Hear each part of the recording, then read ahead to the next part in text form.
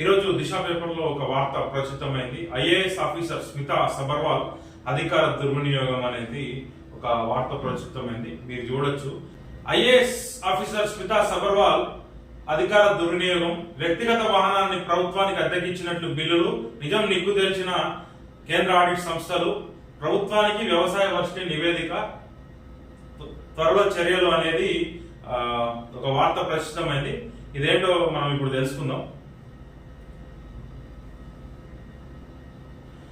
ఈ IAS officer Smita Sabharwal ఎవరైతే ఉన్నారో గత బీఆర్ఎస్ ప్రభుత్వంలో తెలంగాణ సీఎంఓలో పనిచేసినప్పుడు వ్యవసాయ శాఖకు సంబంధించిన వ్యవహారాలు కూడా చక్కబెట్టుకునేదని చెప్పేసి తెలిసింది మనకి.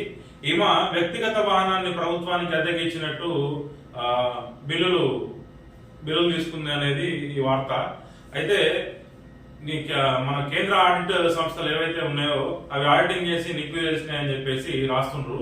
అయితే ప్రభుత్వానికి వ్యవసాయ వర్సిటీ త్వరలో నివేదిక సమర్పిస్తుంది, చర్యలు తీసుకుంటామని చెప్పేసి వీసీ జానయ్య కూడా అన్నట్టు.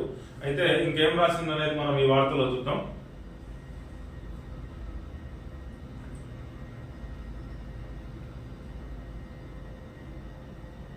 కేసీఆర్ సీఎంగా ఉన్న సమయంలో సీఎంఓలో స్మితా సబర్వాల్ వ్యవసాయ శాఖ వివరాలు కూడా చూసేది. తాను TS-08 EC6345 అనే ఇన్నోవా వాహనాన్ని ఉపయోగించుకుంటున్నానని, ఈ వాహనానికి ప్రతి నెల బిల్లులు చెల్లించాలని సూచిస్తూ ఆమె బీఆర్ఎస్ ప్రభుత్వ మొదటి టర్మ్ హయాంలో యూనివర్సిటీకి ఒక అధికారికంగా లేఖ అయితే రాసింది. దీంట్లో ఆ అధికారులు ప్రతి నెల మరి ఐఏఎస్ ఆఫీసర్ కదా, ఆమె స్వయంగా లేఖ రాసింది. దాంతో ఎలాంటి ఎంక్వైరీ లేకుండా ఆమెకి ప్రతి నెల బిల్లులు చెల్లించుకుంటూ వచ్చిండ్రు. అయితే ఇట్లా 2016 నుంచి 2023 వరకు ప్రతి నెల 63,000 రూపాయల చొప్పున దాదాపు ఒక 61 లక్షల బిల్లులు వ్యవసాయ విశ్వవిద్యాలయం నుంచి ఎలాంటి వెరిఫై లేకుండానే వాళ్ళు చెల్లించడం జరిగింది. అయితే ఈ క్రమంలో వ్యవసాయ విశ్వవిద్యాలయం ఖర్చులను ప్రతి 5 ఏళ్లకు ఒకసారి కేంద్ర ఆడిట్ సంస్థలు అనేవి ఆడిట్ నిర్వహిస్తాయి. మరి ఈ విషయం మేడం గారికి తెలుసో తెలియదో, అప్పనంగా వస్తే వేసుకొని పోతే ఎట్లా కూరుతుంది? ప్రజల సొమ్మని తాడిందనేటోడు ఉంటే వాడు తలందనేటు ఉంటాడు. పిల్లి కళ్ళు మూసుకొని పాలు తాగుతున్నట్టు ఎట్లా? నేను ఐఏఎస్ని కలెక్టర్ని, నన్ను ఎవరేం చేయలేరు, నన్ను పట్టుకోలేరంటే ఎట్లా కూరుతుంది? ఆడిట్ సంస్థలు అనేవి ఉంటే కాకుంటది, నిజాలు నిగ్గు తెలుస్తే బరాబర్, లెక్కలు చూస్తే ఎవడో ఒకటి తప్పు చేసింది కదా అని అందరు అధికారులు అట్లనే ఉన్నారు. అయితే గత పోయిన సంవత్సరం ఆగస్టు నుంచి డిసెంబర్ వరకు 4 నెలల పాటు ఆడిటింగ్ జరిగింది.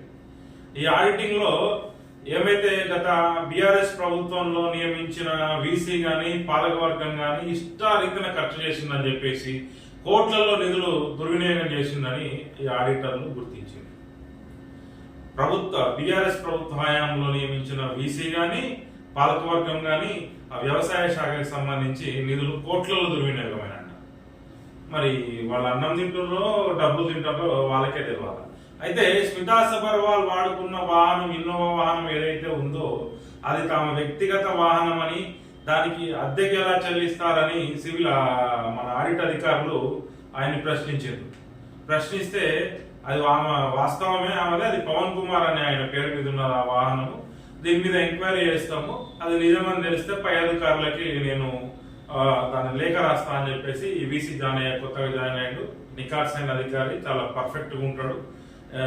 ఈ ఒక్క శాఖలోనే కాదు, చాలా శాఖలలో మన దాదాపు 24 క్రాఫ్ట్స్లలో కూడా దాని సిల్క్ ఇండస్ట్రీలో 24 క్రాఫ్ట్లు ఉంటాయో మన అన్ని శాఖలలో కూడా ఇట్లనే సొంత వాహనాలు పెట్టి అద్దె డబ్బులు ఎవరైతే బిల్లులు వసూలు చేసుకుంటుంటారో ప్రతి ఒక్కళ్ళ గుండెల్లో రైళ్లు పరిగెట్టేటట్టు వాళ్ళు ఒక రూపాయి తింటే వాళ్ళ దగ్గర 10 రూపాయలు వసూలు చేయాలి. తెలియనోడు తప్పు చేస్తే క్షమించి వదిలేయచ్చు. కానీ ఒక ఉన్నత చదువు చదివి ఉన్నత పదవిలో ఉండి లక్షల జీతాలు తీసుకుంటా ఏం కకృతి బుద్ధులు? జిల్లా అధికారే కదా, ఏం కకృతి బుద్ధులు? రాష్ట్రంలో ఒక అధికారంలో ఉన్నప్పుడు ఒక మంచి పోస్ట్ లో ఉన్నారు మీరు. ఈ చిల్లర వాటికి కకృతి పట్టడం ఎందుకు? ప్రజల సొమ్ము అంత అప్పనంగా వచ్చిందా మీకు? ఈ జీతం డబ్బులు సరిపోవట్లేదా? ఇట్లాంటి వాళ్ళని తీసుకుపోయి జైలు వేయాలి. ఒకటికి 100 రూపాయలు, రూపాయికి 100 రూపాయలు వసూలు చేయాలి ఇలాంటి వాళ్ళ దగ్గర.